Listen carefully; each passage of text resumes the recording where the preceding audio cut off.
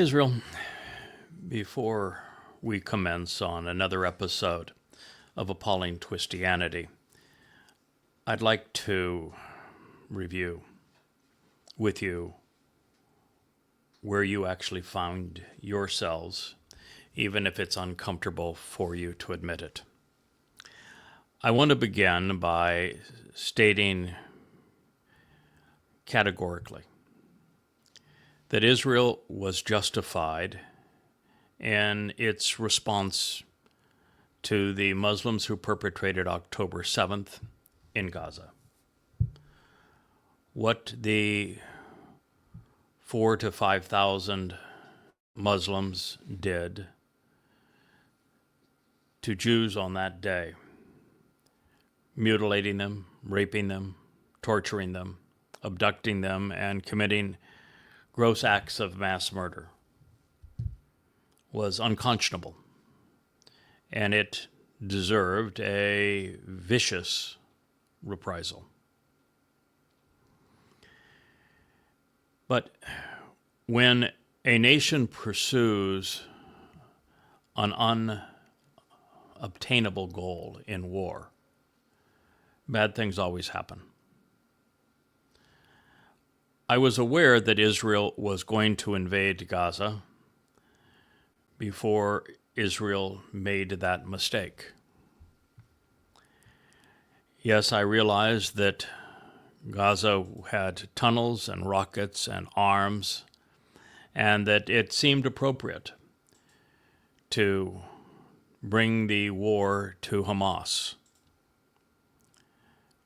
But I knew that by doing so, Israel would not only lose that war to the point there would be no military or political settlement, but that Israel would turn the world against it, and therefore play into the hands of those who perpetrated Alaska flood. And that's precisely what happened.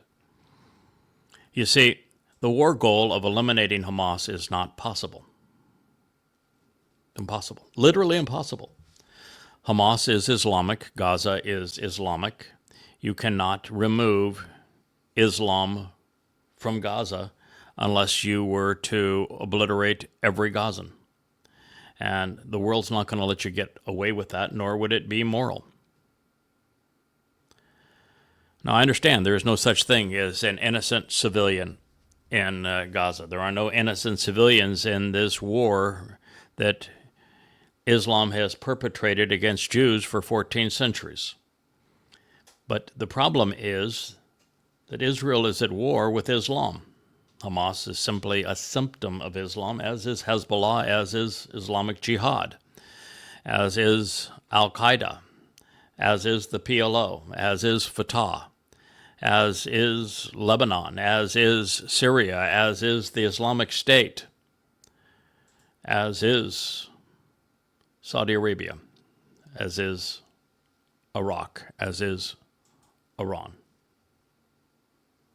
You're not engaged in a seven-front war, you're engaged in a one-front war, but won't admit it because Israel takes such pride in being accommodating to Muslims, saying, see how good we are, see how tolerant we are. But it's like saying that during the onslaught of the Black Death, we're going to go coddle rats because we just want to show that the fleas that pass on the bubonic plague to us are acceptable in our community because we're especially moral. Suicidal. Jews do not have an understanding that Alaska flood was a repeat of what Muhammad did at Kabar. Exactly the same. And yet you're not able to make that connection. And so by lashing out at a symptom of Islam in an Islamic enclave and making a war goal to eliminate the Islamic organization within the Islamic community, it shows a complete disregard for what Islam is, for what Hamas is, for what they were trying to achieve. And ultimately, Israel was played for a fool because the goal of Al-Aqsa flood was met. And you say, oh no, look at Gaza, they haven't won, we're bond them out of submission. That's exactly what they wanted you to do. They wanted you to kill 30,000 or more Gazans. They wanted you to bomb Gaza into submission. Why do you think they perpetrated it? Why do you think that immediately after doing it, Europe and America erupted with marches protesting Israel as if Israel were the perpetrator and not the victim? You played right into their hands. It's like saying, here, take my head. I don't need it anyway. I'm not using it. You overplayed your hand. Netanyahu miscalculated, and then when, after the last ceasefire, he doubled down and reinvaded Gaza, everyone gave up on Israel, including America, including Trump, including every European head of state. You were pursuing an endless war, continual devastation, with zero chance of success, and the world knew it. Were you justified in attacking Gaza? Sure. Were you justified in trying to rid Gaza of the tunnels? Sure. Were you justified in trying to disarm Gaza? Sure. Were you justified in trying to recapture the hostages? Absolutely. Were you justified in trying to separate Egypt from Gaza? Correct. But every Israeli soldier who has died making a bad situation worse. Yeah, I would love to have Islam accountable for all of the hell that Islam has perpetrated on the world, in particular on Jews. But I care far more about saving Israel and protecting Jews than I do in punishing Muslims. And so should you. Now that brings us to the second miscalculation, probably the worst miscalculation in modern history. And that's saying something, because George Bush's miscalculation of invading Afghanistan and Iraq was exceedingly destructive to America and made two very bad situations far worse. But here's the rub. Israel has no chance of success in the Iranian war. It's a fait accompli. Israel loses this war. Now, before I go into why Israel loses the war, I want to nip one thing in the bud. You have to be a complete idiot or an anti-Semite, or both, to pretend that Iran had not attempted to build bombs and that they were not close to building bombs. And beyond all of the International Atomic Energy Commission reports, let's just make it really simple.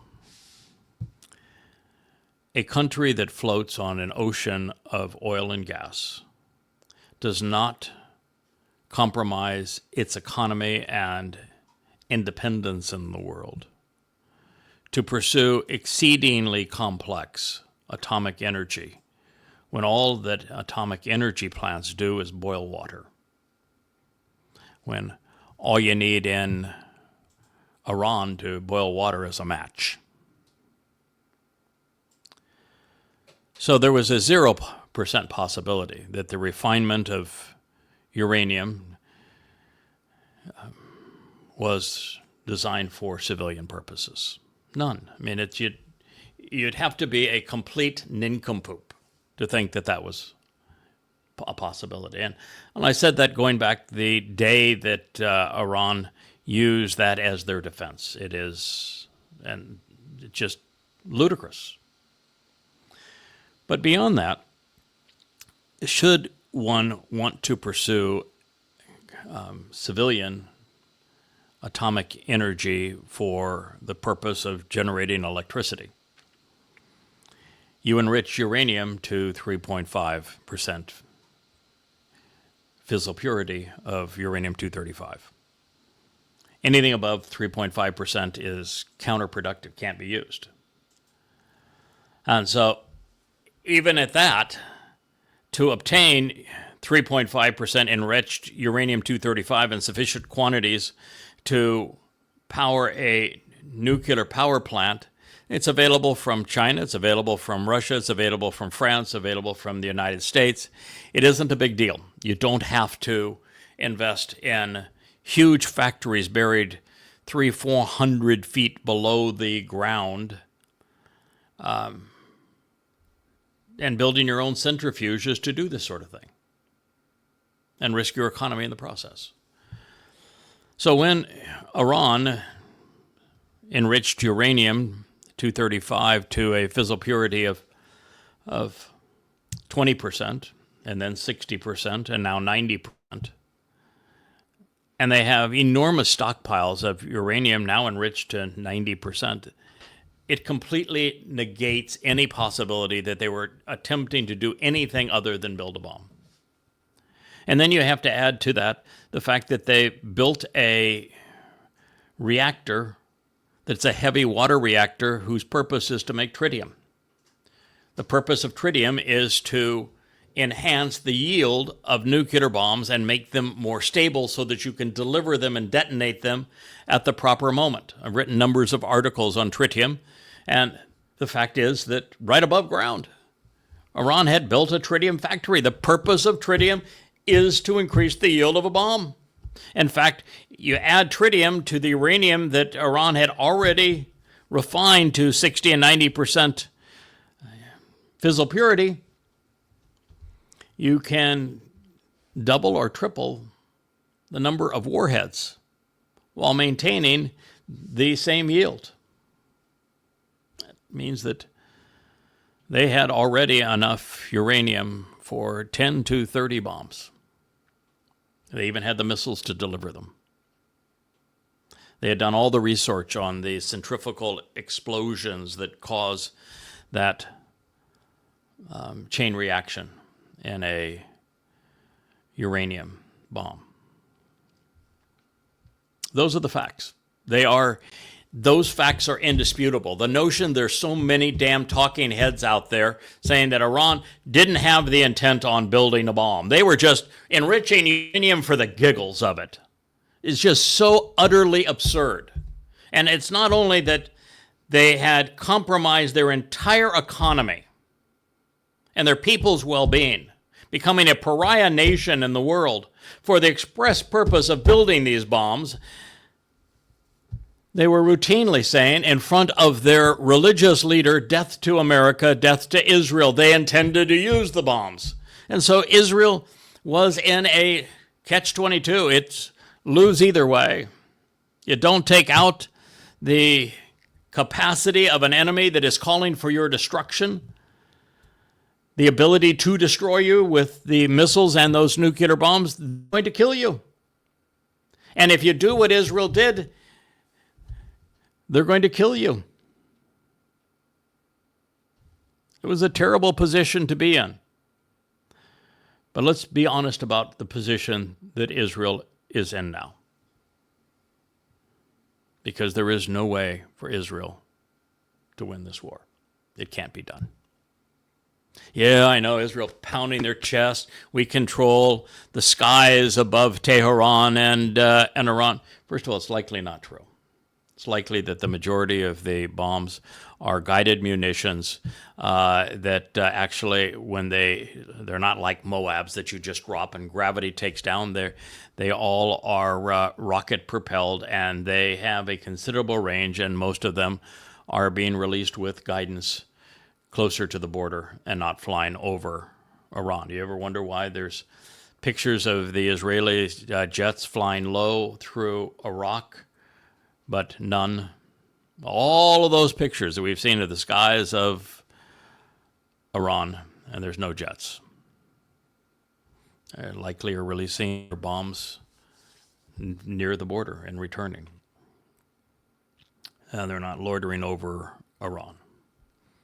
But the fact of the matter is that no fleet of fighters is capable of bombing a nation the size of Iran into submission and to surrender. It has never happened. It will never happen. And that means that the only way to successfully prosecute the war from a military perspective would be for Israel to invade and occupy Iran. But Israel can't muster millions of troops. It can't project them into Iran. It can't support them in battles to take over Iran. It can't occupy Iran thereafter. It's not even remotely feasible. So then you say, well, we'll get America. America will come to our rescue. No, it won't. At this point, it is actually unlikely, well, not impossible, but unlikely, that America is going to go so far as to deploy their very pricey and showy B-2s to drop Moabs on Fordo. And if they do that, it will be as far as America goes. And dropping bombs on Fordo, first of all, likely not even to work. If you study the nature of the concrete reinforcements, the geometric shapes, the deflection of Moabs around the targeted area, and the fact that really no one knows exactly where in that mountain the tunnels are where the manufacturing is taking place, and the blast ratio of a Moab, America could drop 100 of them in 30 shorties over Fordo and still not take it out. And if they were to take it out, what would preclude it being rebuilt? Because you can't invade and occupy Iran. You know, it's a delay tactic, but is it effective? No. And you're not going to get America to declare war on Iran. It is not going to happen. If that was the calculation, forget it. And on top of all of that,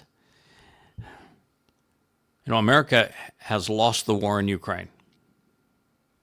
America lost a war against the goddamn Houthis. America failed in Afghanistan. America failed in Iraq. America failed in Syria. America failed in Libya. And you think that America is now going to go into Iran that's more considerably better equipped, larger, and it's going to prevail in Iran when it couldn't beat the Houthis? You out of your mind? No, it's not going to happen. And because of all that has transpired since October 7th, in addition now to having the Marxists and the Muslims screaming death to Israel, the MAGAs have joined them. Now it's the 3Ms against Israel.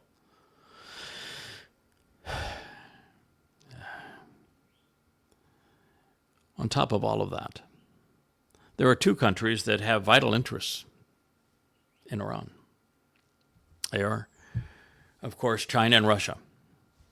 China runs off of Iranian gas. There's a $15 billion pipeline at the time. That $15 billion is probably hundreds of billions today to take natural gas and oil from Iran into China. And because of the sanctions put on Russia as a result of the American NATO proxy war against Russia in Ukraine, using Ukraine, Russia now has a vital interest partner in Iran.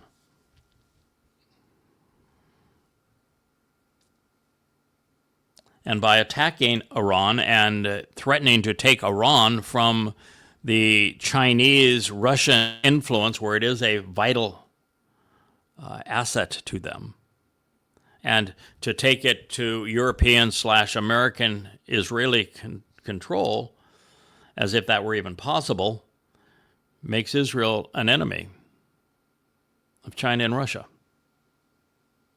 At a time when the United States is imploding, that's a really, really poor move. So that leaves Israel with only one hope. America is not going to declare war on Iran. Israel cannot invade and occupy Iran. You're not going to cause Iran to submit and surrender based upon fighters dropping American-guided munitions from the borders. None of those things are going to happen. So that leaves Israel with only one hope: regime change. But what is the history of regime change in the Islamic world? There's not a single success. In every case, those who replaced the dictator were worse than the dictator. This notion that Iranians, by the millions, the majority of Iranians, are going to forego Islam. Say, nope, we don't want to be Muslims anymore. And without weapons, knowing we're going against those who are armed to the teeth and will willingly die to protect their control over Iran, that those people who do not have any unifying political party are going to rise up successfully against the Ayatollah regime, and that they are going to not only replace them, but replace them with a secular government as opposed to them being replaced by an even more vicious Islamic terrorist government, is nil. I mean, it's slim and none, and I think you bombed none on the last sortie through Iran. Isn't going to happen. It's not going to say that there won't be some protests. It's not to say that there won't be a lot in it to happen. And not to say that I wouldn't want it to happen. It's just that it's not going to happen. And with Iran being that much larger than Israel, you're not going to be able to preclude them acquiring and manufacturing more missile launchers and more missiles, and the best you're going to get from the interceptors is about a 90% kill rate, and the ones that get through are so enormous they do gargantuan damage, and Israel is too small to sustain that day after day after day after day after day. And ultimately, if things get rough for Iran, Russia and China are going to step in, and they're going to supply the Iranians with what they need to remain an ally of Russia and China. And no one can stop them. The U.S. can't stop them. Europe can't stop them. So now what? The longer the war goes on, the quicker Israel runs out of interceptors. And let's not kid ourselves. The manufacturing of those interceptors, there's long lead times. America is not a manufacturing powerhouse anymore, nor can it afford it. And in the war between interceptor and missile, the missile always wins, even if the missile is intercepted because of the differential in cost between the interceptor and the missile. Israel is running out of bombs, interceptors, and money. And it's too small a target against a foe that is way too large. I don't want it to be so, but it is so, Israel. You can't win this war. Not militarily, not politically, and you've isolated yourself from the world. So now what, Israel? What are you going to do? And you also have this internal conflict where the majority now of Israelis would gladly trade 20 lives for the end of the war in Hamas. And because you invaded Hamas, or Gaza, to end the war there and pull back for 20 hostages and celebrate the return of the 20 hostages is suicide. It will embolden Muslims worldwide. It will cause Alaska flood 2.0. And you got to know that the celebration and saving 20 lives is going to cost the deaths of 2 million. You need to know that. That's where you are on this, and you're a house divided regarding it. And Trump is going to play it to the hilt. And all the while, because of this preemptive strike on Iran, no one is talking about what Trump did just a matter of 3 days before this preemptive strike. The White House announced that Trump was now supportive of the two-state solution, and that he had told the UN to stand down because he had his own conference with Macron and MBS coming to New York this next week for the express purpose of establishing a Palestinian state, which would be an Islamic state of terror inside of Israel. Israel, once that happens, is completely indefensible. Alaska Flood 2.0 is not just from one fence on one side of Israel. It's now from the inside out, in addition from all around. And you probably know, Israel, that you are now moving troops out of Gaza and to your border with Egypt and Jordan and Lebanon. You're incredibly vulnerable at this moment. And you did this to yourselves.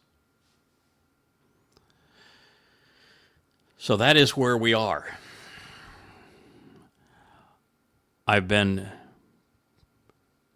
foretelling this now for years and been very vocal now for the last 6 months that this was Israel's reality and that it was going to be incredibly costly, and getting Israelis to listen. Well, I'm having as much success in that as Moshe had, as Yahweh had. You told Yahweh to shut up and go away. You may do the same with me. You told Moshe to shut up and go away. Moshe gave up on you. He said to Yahweh, you might as well just kill me because these people are impossible. God's not going to come to your rescue. He did not come to your rescue with the Assyrians or with the Babylonians. He did not come to your rescue with the Ottomans. Didn't come to your rescue with the 3 Roman invasions. He didn't come to your rescue with the Greek invasion. He didn't come to your rescue with the Nazis and the Europeans or the Roman Catholic Church or the Ottoman Turks or the first Muslims that flooded out of Arabia after they committed genocide against Jews in Arabia, in Yathrib and Kabar. He specifically said he's sitting this one out because there aren't any Jews who will even acknowledge him by name or accept what his son, Dowd, your king and savior, your Messiah, has done. And so you've sidelined your only hope of salvation, which is what I write for, it's what I speak for, it's what I'm most interested in doing. I only speak to you about these other situations because it's important to save Israel, it's to spare Israel, to protect Israel, so that there are Jews to hear this message and respond to it. But you're making that difficult, Israel. So I love you. I'll lay down my life to protect you. I've had thousands of death threats to tell you the truth. In the entire world of Goy, there is no Goy on earth who is as devoted to you as I am, who cares more about you than I do. And I happen to be that same Goy that Yahweh chose to reintroduce you to him and to his beloved son, Dowd. So I wish I had better news for you, but I need to tell you the truth. You can't win the war against the Muslims in Gaza or the war against Iran militarily or politically. Both wars are lost, and Israel is incredibly vulnerable. And while I have known and have said that the two-state solution will be imposed by America against Israel on or before 22 May of 2026, the Shabuah harvest, 7 years before Yahweh's Dode's return. And that the time of Jacob's troubles that commences at that date will be more severe for Israel than was the Holocaust, because the prophets have revealed these things to us. And I have delineated every major event along the way between now and then. It's you have 100 months left. I want you to listen, Israel, because over this 100 months, my job is to reintroduce you to Yahweh, to get you to change and to return to Him, to accept Dode as your Messiah, your King, your Savior, as the very Son of God. This is what's at stake. Are you willing to shub, to change? All right, with that introduction, I want to return to Appalling Twistianity. Rich, our producer, just looked at me and said, "You're really going to make a transition, huh?" You're doing well with where you're going. Yeah, after all of that. But I am going to advance what we were doing because it's important. What we were covering was called the Sermon on the Mount. It's recorded in the book of Matthew. Matthew was not there. He knows nothing of it. In fact, there actually was no one named Matthew. The book just has a fictitious title. It's like the book of Enoch wasn't written by someone named Enoch. And the book of Matthew is actually cobbled together from 3 different sources. It's 100% plagiarized. 95 CE, so it's very, very, very far the opposite of being an eyewitness account. It's not a contemporaneous account. 80% of it's plagiarized from Mark and from Luke, and the 20% that didn't come from Mark and from Luke came from the Ebonim, known today as the Ebonites, who were Hebrew speaking, Hebrew writing Jews who actually recognized that it was Dode who was crucified in 33 CE as the Passover lamb, and wrote down everything they heard him say and do. And so it's the only actually accurate part, even though it's miscast on Gospel Jesus, the imaginary character. Jesus never existed. He's a crude counterfeit through identity theft of Dode David. And so it's this Ebonite Hebrew eyewitness account of what Dode David did is the only part of the Christian New Testament that was actually a contemporaneous report written by eyewitnesses, then twisted and incorporated into the New Testament through a man who used the pen name Matthew and pretend like he was a disciple when there was no such thing. It is exceedingly important to consider because there are 2 speeches, the 2 longest speeches actually in the Christian New Testament, both destroy Christianity. The Sermon on the Mount is absolutely lethal to the religion of Christianity. It is the opposite of Pauline doctrine. And the Olivet Discourse is the same. The Olivet Discourse says if anybody tells you they saw a Christ, don't believe them. They're lying. And the Sermon on the Mount says the Torah is the end-all. It's everything. Nothing in the Torah is going to be annulled. That Dode, who was actually the speaker, saying, I didn't come to annul the Torah, I came to fulfill it.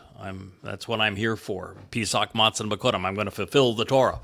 I'm not here to annul it. And there's not a single even portion of a letter of the words that comprise the Torah that will be annulled so long as the heavens and earth exist. Pretty straightforward. It is devastating to, but I, Paul, say that the Torah is a curse and that it was replaced and that it was a cruel taskmaster and they couldn't save anyone. It's exactly the opposite of Paul's letters, and Paul's letters are the basis of the religion of Christianity. And the reason that this is important to me is not to save Christians from the myth of Jesus Christ, because I really have no interest in that anymore. You can't save a religious person using evidence and reason anyway. Faith is impervious to evidence and reason. It's just like I didn't write the expanded version of Prophet of Doom as goddamn religion to save Muslims from Islam. They're way too far gone, and if you're dumb enough to be a Muslim, you are not smart enough to process evidence and reason against the religion. But in the case of Twistianity, and this is what we're covering now, I wrote it because it was essential to dispel the myth of Jesus Christ. It was important for people to recognize, and I think I'm the first person to ever prove this to be the case, that Jesus never existed. Jesus is nothing but a crude counterfeit of David. Dode, is the Messiah. He is the Son of God. He is the former and returning king.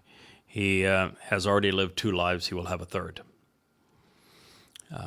David is the one who fulfilled Pesach by being crucified, and he wrote a first person. The only eyewitness account of the crucifixion was written by Dode 1,000 years before he endured it.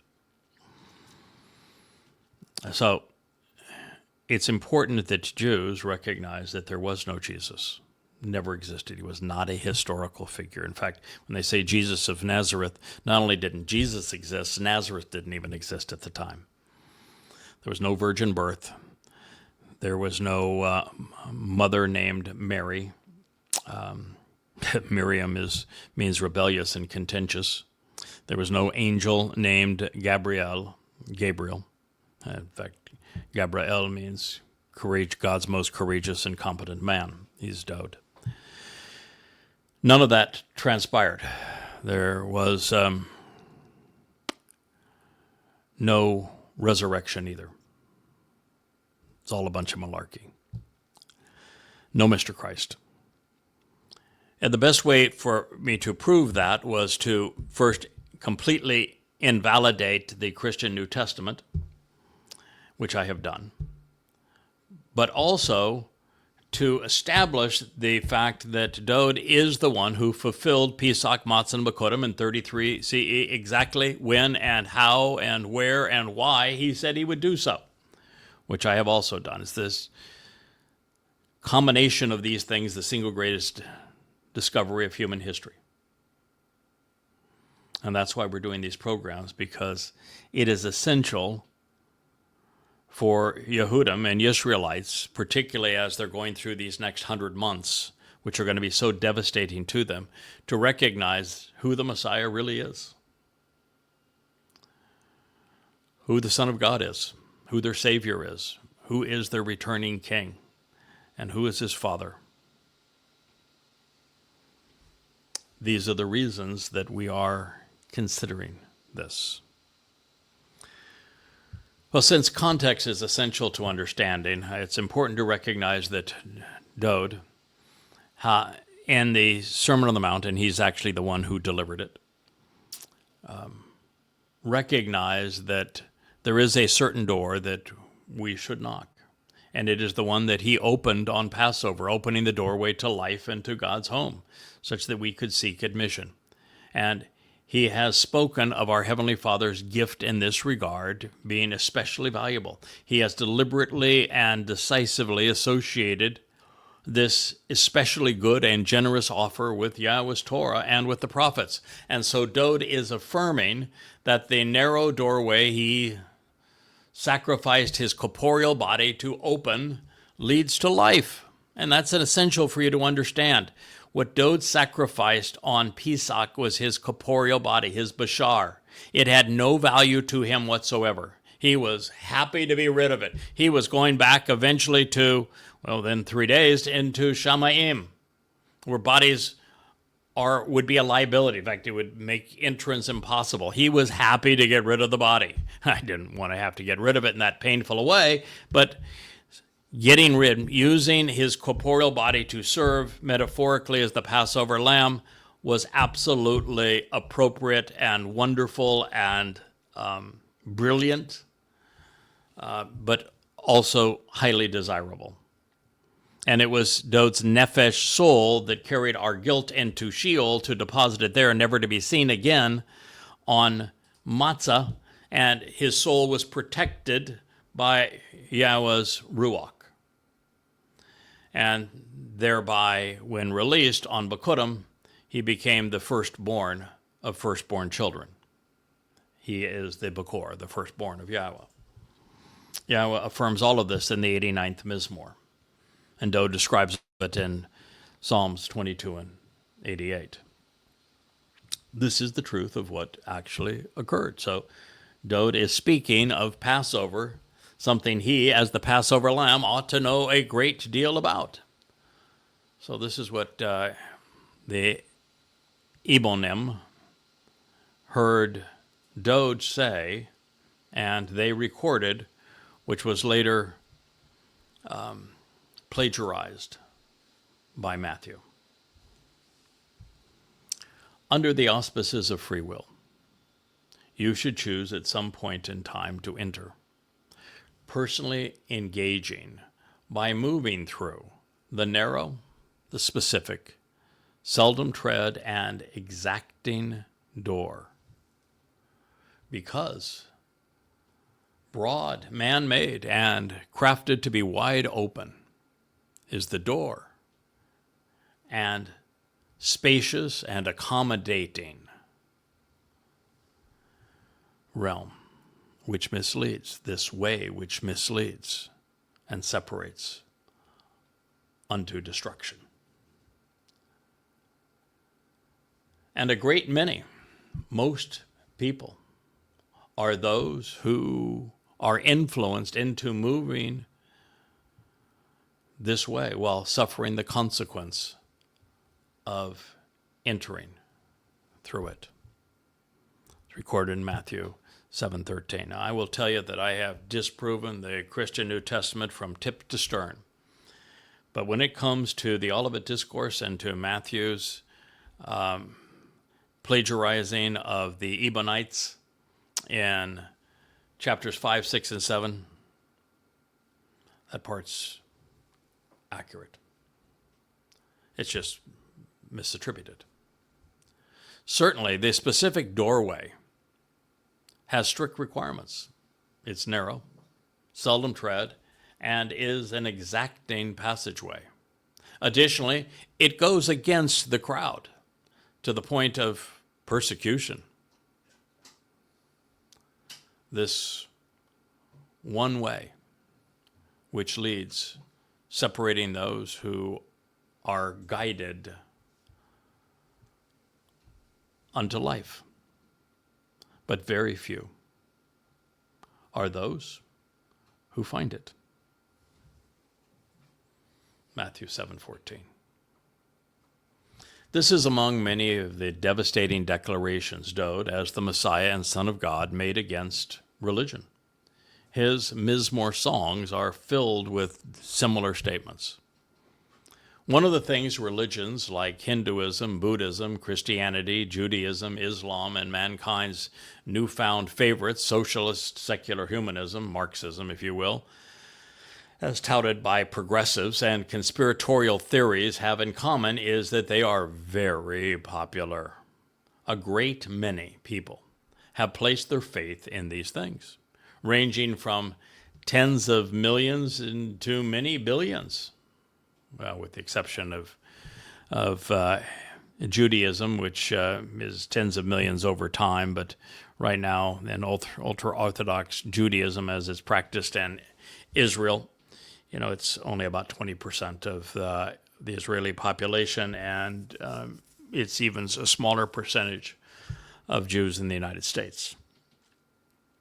But it is popular among Jews, and what was just said here is that if it's popular, it's wrong. You have to be unique, separate, unpopular. Set apart is the term Yahweh uses, Dode uses as well. You have to be Kodesh, uncommon, if you're going to have a relationship with Yahweh. You have to be set apart from the religions, the politics, and the ways of man to be seen as being unto God. And he's saying right here that anything that is public, anything that is popular, is not only artificial and man-made, but it all leads to destruction, needlessly squandering countless souls. And what is the most popular religion in the history of humankind? What is the religion that is totally and completely impugned by these words? Christianity. Second on it would be Islam. So while this statement is catastrophic to Christians, to Muslims, progressives, and conspiratorialists, when Doe's credentials are known and considered, he obliterates the validity of mankind's most popular religion. Based upon this declaration alone, in the midst of the best substantiated declaration that can be found in the New Testament, the moment Constantine made Christianity acceptable in Rome and Theodosius declared it the official faith of the empire, there was no longer any hope that it could be a path to life. By its own admission, it must therefore be one of the many ways that lead to death and destruction. Now, do not misunderstand. The Messiah did not say that religion was destructive because it's popular, but only that the path to life is unpopular, which means that all popular paths are invalid. Christianity is deadly because it is based upon Shaul, Paul's delusions, and replacement theology. Now, I am not trying to rub salt into an open wound. If you were still religious, but I would be remiss if I didn't remind you that Yahweh specifically revealed that there would be a broad path and a duplicitous and improper way associated with Shaul. As a result, Christianity is the plague of death that was foretold through these words. And now I'm going to quote Yahweh's message through Chabauk. And in Habakkuk, as it is transliterated now, it's Chabauk otherwise, Yahweh inspired this prophet to warn his people about Shaul Paul 666 years before Paul would pen his first letter, that being the one to the Galatians. God inspired Chabauk to write and for us to know. Pay attention. He will be puffed up with false pride. His soul, it's not right or straightforward in him. So through trust and reliance, by being firmly established and upheld by that which is dependable and truthful, those who are correct and thus vindicated will live. Moreover, because the intoxicating and inebriating spirit of the man of deceptive infidelity and treacherously, this treacherous betrayal, is a high-minded moral failure, and his is an arrogant and meritless presumption. He will not rest, find peace, nor will he live. Whoever is open to the broad path, the duplicitous and improper way associated with Shaul, Paul. He and his soul are like the plague of death. And so those who are brought together by him, accepting him, will never be satisfied. All of the Gentiles will gather together unto him. All of the people from different races and nations in different places. But they do not ask questions, any of them, about him. Terse references to the word they lift up as if taunts to ridicule, with implied associations that mock through comparison and counterfeit, along with elusive sayings with derisive words, all arrogantly conveyed. There are hard and perplexing questions which need to be asked of him, and double standards and double dealings to be known regarding him. So they should say, woe to the one who claims to be great, so as to increase his offspring, acting like a rabbi, when neither apply to him. For how long will they make pledges based upon his significance, becoming burdened by his testimony? Chabauk embraced this Habakkuk. 2nd chapter, statements 4 through 6.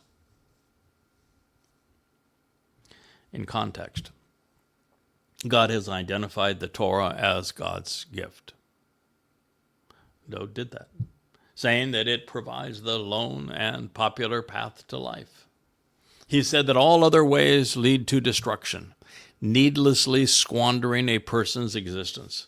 So there is no getting around the fact that this means popular paths, and there are none more popular than Christianity with Gentiles and Judaism with Israelites, lead to death and destruction of the very souls who follow these edicts. This is a profoundly important truth that very few Christians ever consider. And yet it is the reason we are examining Paul and his letter to the Galatians. As an interesting aside, the Messiah's instructions regarding eternal life tell us to begin by entering through a specific doorway.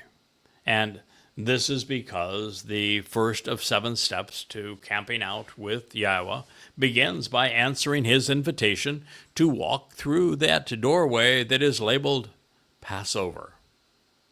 This portal, featuring Dode's sacrifice as the Passover lamb, initiated the Exodus from the crucibles of religious and political oppression and persecution in Egypt, engendering the liberation of God's chosen people from their enslavement by oppressive human schemes. It represents the doorway to God's home, and Dode, as the Passover lamb, is the living embodiment of this, opening the door to heaven itself. Also relevant, the reason that there are strict requirements associated with this specific doorway is because it is only available to the children of the covenant. To benefit from the Mikre, we must first engage by accepting the 5 specific conditions of the Bereth. For God to make heaven enjoyable for the few who are to be included, he must exclude the many who would tarnish the experience. Appalling Christianity is nauseating. It is a plague of death, and it would make everyone, even in heaven, sick. So Dode, even with all of this, was not yet finished, warning all who would listen about the consequence of disregarding the Torah. With these words, he would also tell us to distrust Paul, just as Yahowah had done. At the present time, you should all be especially alert, being on guard, by closely examining and carefully considering, thereby turning away from the false prophets who come to you, currently appearing before you from within, by dressing up in sheep's clothing. And yet, they are actually self-promoting, self-serving, swindlers, and vicious. They are wolves. Matthew 7:15. With every word, it becomes ever more evident that we are gifted this treasure from the Messiah, Dode, David, through the Ebonim, who recognized him and understood what he was offering. Pseudo-Matthew wasn't sufficiently observant to recognize that by incorporating it, he was negating everything pilfered from Mark and Luke. It's the ticking time bomb of Christianity. It actually doesn't survive the chapters 5, 6, and 7 of Matthew. Well, I normally wouldn't care enough to delve into the etymology of Greek terms, preferring Hebrew. It has merit in this case. The first word in this statement is proshete. It is a compound of pros, to one's advantage with respect to or toward someone or something, and echo, that which is accepted, grasped unto, held, processed, possessed, considered, or regarded. It is used to describe large groups and organizations or institutions a person might join, attend, or participate in, or even congregate amongst. Therefore, by juxtaposing proshete, a cautionary and guarded examination and consideration of pseudo-prophetess, false prophets, and proshete, institutions which would have you embrace and join in, with apo, a disassociation and separation. As a consequence, Doe Davis told us to walk away from religious organizations like churches. Similarly, it's the same as the lone prerequisite for the covenant. We must walk away from Babel, religion and politics. Further implicating Paulos, Shaul, he got his lone prediction wrong when he misrepresented the Towrah harvest. In his first letter to the Thessalonians, he claimed that the harpazo, snatching away or rapture, would occur during his lifetime. That was 1 Thessalonians 4:17.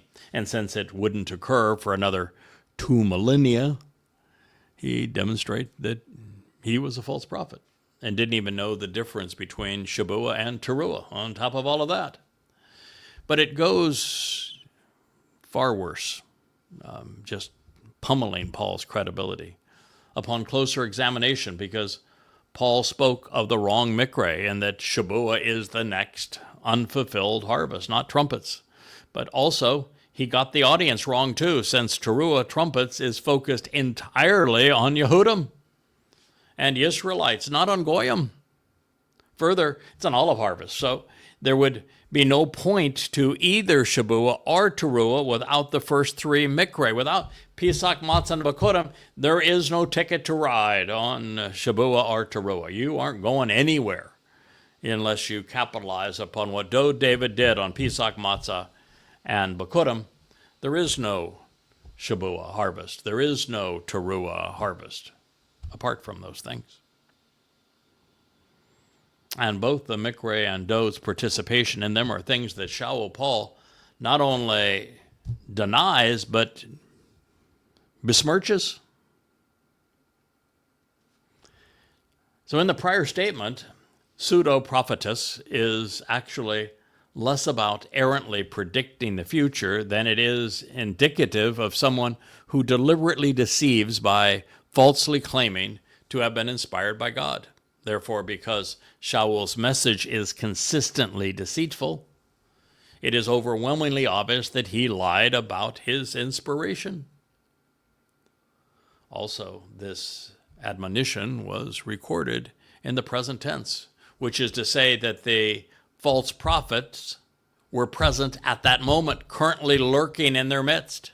Now that is relevant because according to Shaul, he was in this very place at this time learning to be a religious rabbi at a school for rabbis.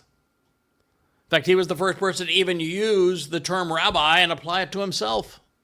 And since the only false prophet of any significance during this time and in this place is also the most significant false prophet of all time, there is no mistaking Shaul Paul as the wolf in sheep's clothing. And of course, what tribe did Shaul Paul said he came from? Benjamin. What is the prophecy about the tribe of Benjamin that Jacob delivered? He is the wolf, vicious, tearing away, snatching, ripping apart. And who is the lamb? Dowd. What did Paul, as the wolf, tear apart and prey upon the lamb? He's the one that ripped all that Dowd had achieved as the Passover lamb, all that was said about him, away from him, to create his myth of Jesus Christ. Now, that is not to say that there weren't other Jews who led people astray in the name of religion. Rabbi Akiba, Rabbi Maimonides shaped Orthodox Judaism into the religion which is practiced today, while Baal Shem Tov was responsible for the Haredim sect of the religious crazies, the ones that like to wear weasel hats and black mourning clothes. But they did not claim to be prophets, although they occasionally say, oh, yeah, we got a prophecy here. And they never once did any of them issue a prophecy, nor could they stand up to God's standard, which is 100% accuracy. But they still, while they were posthumously attributed to them, the fact is that not one of them lived within even 10 to 17 centuries of the time that this was being recorded, so they could not have been there. Maimonides, the man who codified Judaism's 13 pillars, who compiled his errant assessments, he did so in Egypt, which was Islamic at the time and not in Israel. And Baal Shem Tov conceived Hasidic Judaism in the Ukraine in the 18th century. Constantine, the man who opened the door to Roman Catholicism in the early 4th century, could never be mistaken for a lamb. He was not a prophet either, and he was neither Christian nor a Jew. So he too would be disqualified for all of these reasons. Therefore, who else other than Paulos and his associates meet these criteria? But there's more. By Yahweh's definition, Shaul, as a Benjamite, qualified as a wolf. Paul claimed to be from the tribe of Benjamin in Romans 11:1, saying, "For indeed I am a Israelite, and from the seed of Abraham, and from the tribe of Benjamin." And we have this warning from God. Benjamin is a wolf viciously tearing apart, continually mangling and actually killing, plucking the life out of its victims.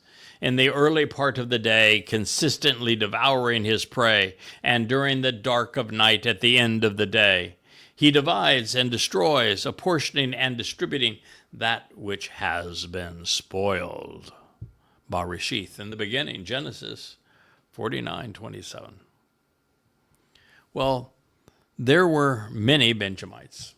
There is only one man known to have publicly announced that he was from the tribe of Benjamin, present in Jerusalem during the time Dowd would have spoken these words.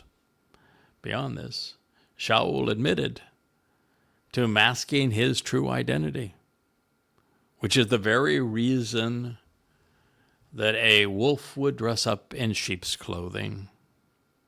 Proof of Paul's willingness to alter his outward appearance, to take advantage of unsuspecting souls in his audience, is found in this confession. Paul wrote, "And I became to the Jews like Jews, in order that I might make a profit by procuring an advantage over Jews. To those under Torah, in such a way to show a weak relationship under Torah, not being himself under Torah, for the purposes that with those under Torah I might make a profit by procuring an advantage over." Corinthians 9:20. To those Torahless, and thus without the Torah, in such a way to show a weak relationship, Torahless, not being Torahless of God, to contrary and making a contrast in the Torah of Christu, in order that I might make a profit by procuring an advantage and winning over those without the Torah. 1 Corinthians 9:21. I came to exist to the incapable and morally weak, incapacitated, and inadequate, in order that those who were impotent and sick I might make a profit by procuring an advantage over.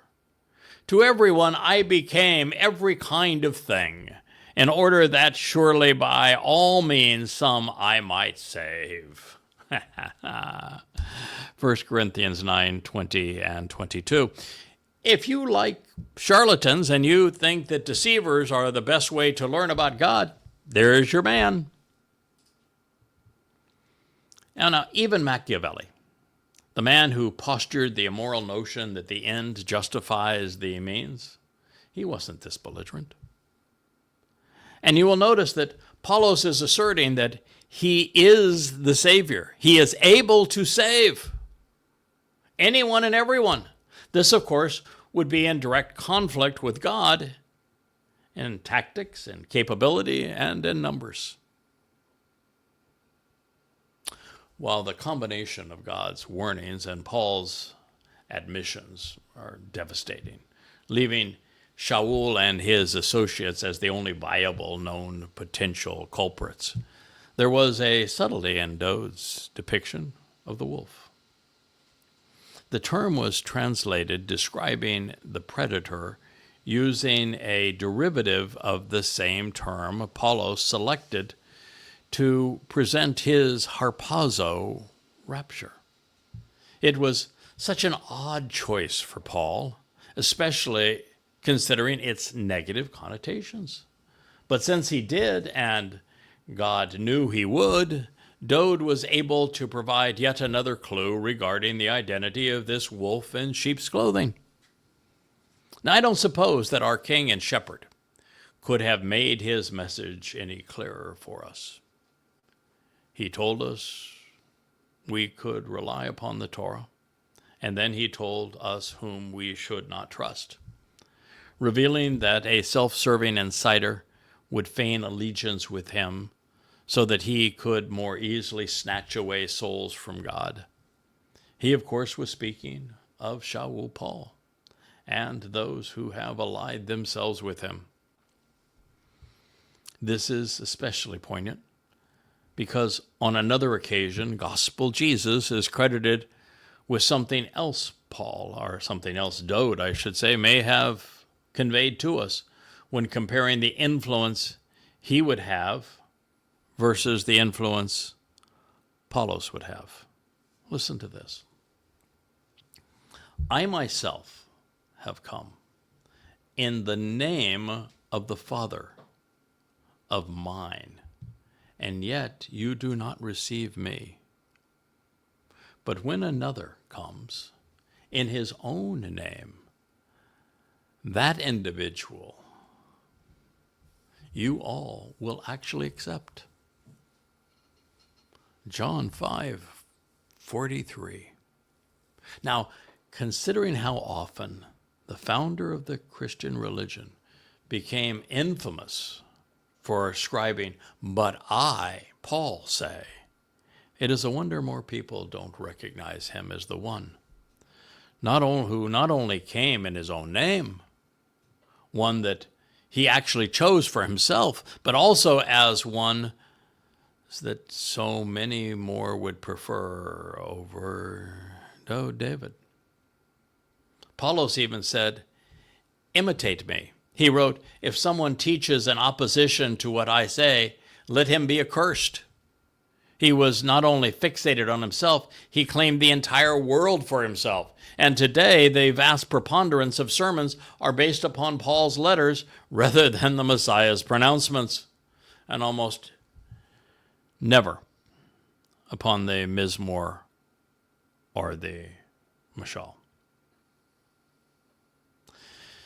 So this is a good stopping point for us. We're going to continue with the Ebonite recital of the Sermon on the Mount and what Dode actually said and how it is all devastating to Christianity. And one of the things I just want to leave you with is, let's just pretend for a moment that Matthew in 95, pseudo-Matthew in 95 CE, after comprising 80% of his gospel by plagiarizing Mark and Luke somehow had this presence to say, well, I can be an eyewitness to things that happened 60 years earlier, and I'm going to insert the longest sermon and the longest narrative, the Sermon on the Mount and the Olivet Discourse, into this. Let's just pretend that he did, and let's just pretend that these words are actually attributed to Gospel Jesus. Then why did Gospel Jesus destroy everything that Paul wrote about the new Christian religion? Why did he say exactly the opposite of what Christianity is based upon? Something to think about.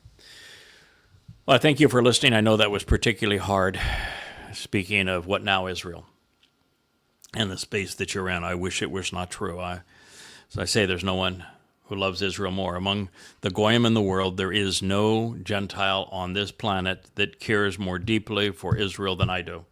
And so it is not a message that I wanted to deliver, but it's a message you need to hear. Israel, you are not in a good place. You're exceedingly vulnerable. And if you're going to survive this, you're going to need to turn to Yahowah and do so now. So again, thank you for listening. I am Craig Winn, and this has been an episode of the YAHOWAH blog.